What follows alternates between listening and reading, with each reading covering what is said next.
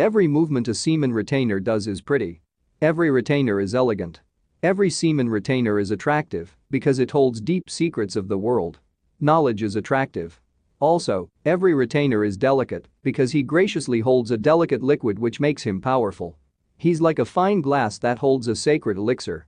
Elegance and gracefulness are characteristics of a man who retains. But women. Women are elegant. Yes, more elegant than a man that doesn't retain, yes. Because she has to take care of what happens inside her. But it's just about hygiene. Women don't get pleasure from menstruation, and it is not something they can do on purpose. Semen ejaculation, on the other hand, brings enormous pleasure. And a man can tap into pleasure whenever he wants. But at the price of his life. Women, and male ejaculators, admire semen retainers because they dance reality. They are graceful because they are saying no to the greatest pleasure, on purpose, to transform it into the greatest life. If women had the sexual drive of a man and lost nutrients through ejaculation, how many of them would retain?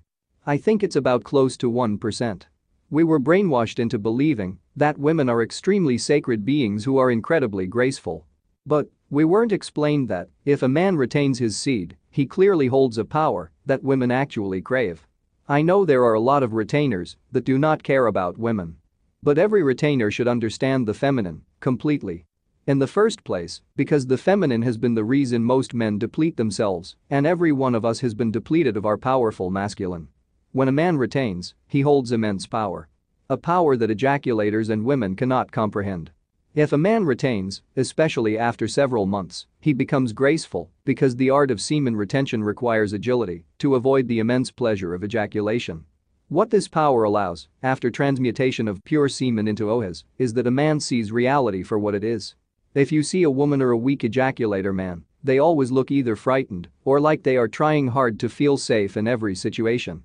This is because these people do not see the world as it is. They see the world as things. This is why they are so centered on the material.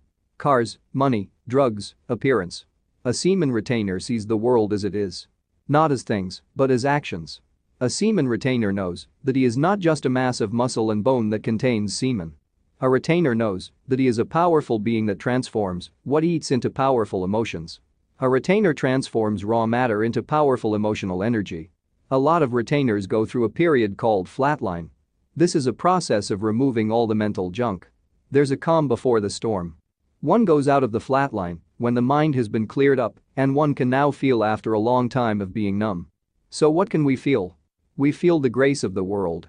But the world is tragic, isn't it? What's the grace of the world if everyone dies and everything will eventually disappear? Because it is not things in the world that retainers feel.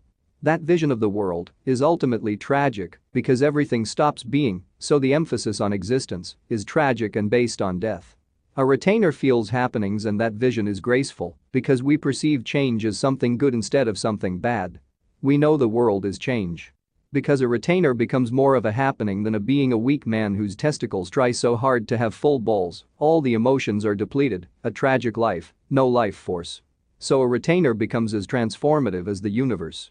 Women crave this type of man because he can give grace to them. Weak men follow retainers because they can add grace to their lives. So what is this grace exactly? A strong desire to live. A desire for life frequency. Sunlight. Ingenious thought. Having fun. Nutritious food. Dancing. Singing.